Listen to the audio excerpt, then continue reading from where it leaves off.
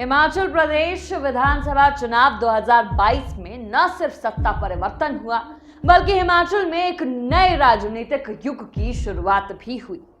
इस चुनाव ने प्रदेश की सियासत की तस्वीर भी बदली और कई दिग्गजों को आईना भी दिखा दिया। हिमाचल प्रदेश में 4 लोकसभा क्षेत्र हैं और दिलचस्प बात यह है कि इन 4 के 4 लोकसभा क्षेत्रों के सांसद अपने अपने क्षेत्रों में अपनी पार्टी को लीड नहीं दिला पाए। चारों सांसदों के क्षेत्र में उनकी पार्टी पिछड़ी है।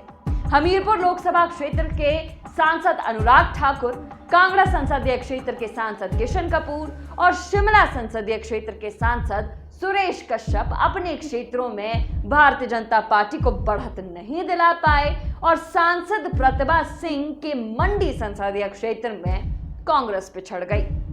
इस चुनाव में सांसदों की परफॉर्मेंस के बाद चुनाव में इनका प्रभाव विश्लेषण का विषय बन गया है।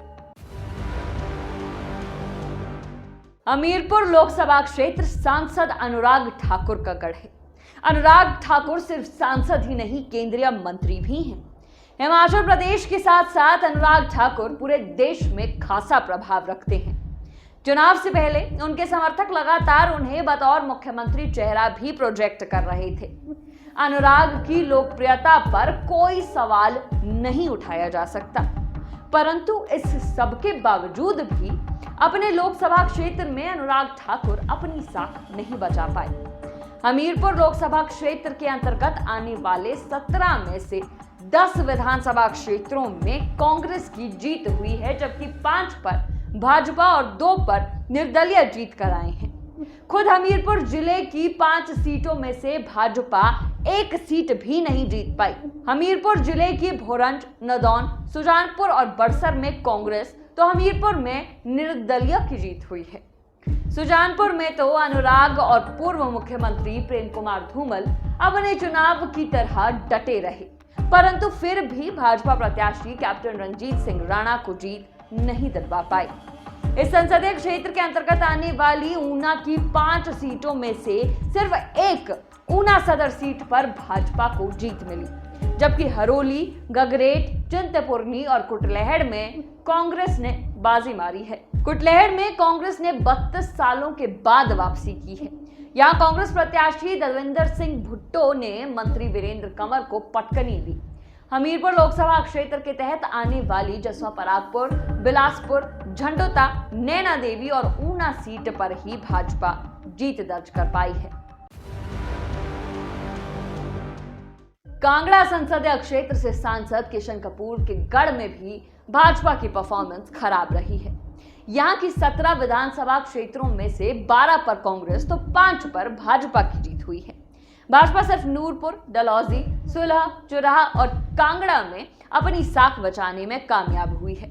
इसके अतिरिक्त इंदौरा, फतेहपुर, जवाली, ज्वालामुखी, नगरोटा बगवां, शाहपुर, धर्मशाला, पालमपुर, बैजनाथ, जयसिंहपुर, चंबा और भटियात में भारतीय जनता पार्टी को हार का मुंह देखना पड़ा है।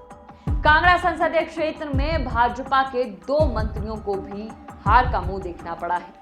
फतेहपुर से पूर्व मंत्री राकेश पठानिया तो शाहपुर से मंत्री सरवीण चौधरी की हार हुई है।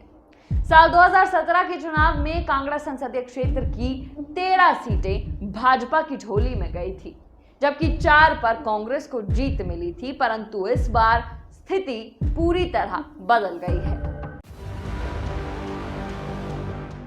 शिमला संसदीय क्षेत्र से सुरेश कश्यप सांसद हैं। सुरेश कश्यप सिर्फ सांसद ही नहीं, भारतीय जनता पार्टी के प्रदेश अध्यक्ष भी हैं, मगर खुद प्रदेश अध्यक्ष के संसदीय क्षेत्र में भाजपा की दुर्गति सबसे अधिक हुई है।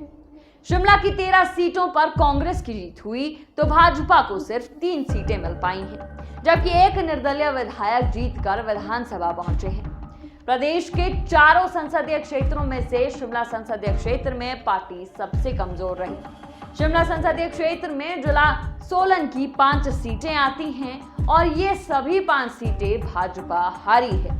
इनमें से कसौली और दून सीट पर 2017 में भाजपा जीती थी, लेकिन ये 2 सीटें भी भाजपा हार गई। इनमें से कसौली सीट से मंत्री राजीव सैजल को शिकस्त मिली है, वहीं सोलन सीट पर भाजपा लगातार तीसरी बार हारी है। अर्की और नालागढ़ में तो भाजपा तीसरे स्थान पर रही है। नालागढ़ में भाजपा के बागी केएल ठाकुर ने जीत दर्ज की है।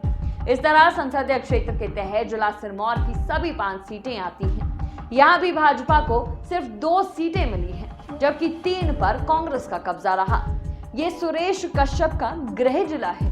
2017 के विधानसभा चुनाव में भाजपा ने नाहन, पछाद और पांवटा साहिब सीट पर जीत हासिल की थी और कांग्रेस को शिलाई और रेणुका जी में जीत मिली थी।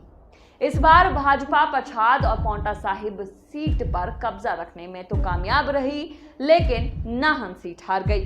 नाहन से पार्टी के दिग्गज नेता और पूर्व प्रदेश अध्यक्ष डॉक्टर राजीव बिंदल को शिकस्त मिली है। वहीं रेणुका जी और शिलाई सीट पर कांग्रेस का कब्जा बरकरार रहा। संसदीय क्षेत्र शिमला के तहत जिला शिमला की 7 सीटें आती हैं। जिला की रामपुर के अतिरिक्त सभी सीटें शिमला संसदीय क्षेत्र में ही आती हैं।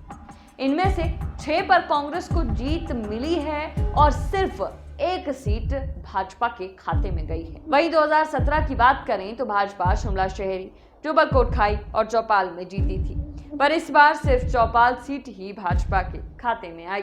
वहीं शिमला ग्रामीण, कसुम्पटी और रोडू सीट पर कांग्रेस का कब्जा बरकरार है। ठियोग सीट सीपीआईएम के कब्जे में थी, जिस पर इस बार कांग्रेस के पूर्व प्रदेश अध्यक्ष कुलदीप राठौड़ जीते हैं। शिमला संसदीय क्षेत्र से जयराम कैबिनेट में 3 मंत्री थे, सुरेश भारद्वाज, डॉक्टर राजीव सैजल और सुखराम चौधरी। इनमें से सिर्फ सुखराम चौधरी को ही जीत मिल पाई है। भाजपा के पूर्व प्रदेश अध्यक्ष और पूर्व विधानसभा अध्यक्ष डॉक्टर राजीव बिंदल भी नाहन से चुनाव हार गए। वहीं हाटी फैक्टर का लाभ भी भाजपा को ज्यादा नहीं मिला। हाटी बहुल शिलाई और रेणुका जी सीट पर कांग्रेस को जीत मिली है। हिमाचल के 3 संसदीय क्षेत्रों में भाजपा का कब्जा है और सिर्फ मंडी संसदीय क्षेत्र में कांग्रेस की सांसद है। और 2022 के विधानसभा चुनाव में मंडी ही एकमात्र ऐसा संसदीय क्षेत्र है जहां कांग्रेस पिछड़ गई है।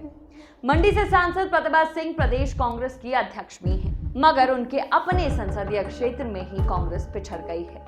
मंडी में भारतीय जनता पार्टी को 12 तो कांग्रेस को 5 सीटों पर जीत मिली है। इस संसदीय क्षेत्र के अंतर्गत मंडी जिला की कुल 9 सीटें आती हैं और 9 की 9 सीटों पर भारतीय जनता पार्टी को जीत मिली है। माना जा रहा है कि मंडी के लोगों ने मुख्यमंत्री जयराम ठाकुर के चेहरे पर वोट डाले हैं। मंडी की जनता को उम्मीद थी कि अगर भाजपा की सरकार बनती है तो मुख्यमंत्री एक बार फिर से मंडी जिला से ही होगा। मंडी जिला के लोगों ने मंडी में तो भाजपा को जिता दिया, परंतु यहां से बाहर भाजपा कुछ खास परफॉर्म नहीं कर पाई। इसके अतिरिक्त बंजार, आनी और भरमौर विधानसभा क्षेत्र में भी भाजपा को जीत और कांग्रेस को हार मिली है। कांग्रेस पार्टी मंडी संसदीय क्षेत्र की सिर्फ कुल्लू, मनाली, लाहौल स्पीति, रामपुर और किन्नौर में ही जीत पाई है। यहाँ ये भी ध्यान रखना होगा कि प्रतिभा सिंह को मंडी संसदीय उपचुनाव के दौरान मंडी जिला की सिर्फ 9 विधानसभा क्षेत्रों से ही लीड मिली थी, जबकि इस बार सिर्फ 5 में ही कांग्रेस हावी रही। हालांकि 2017 के नतीजों से तुलना करें तो तब संसदीय क्षेत्र में कांग्रेस को 4 सीटें मिली थी, जो अब बढ़कर 5 हो गई हैं।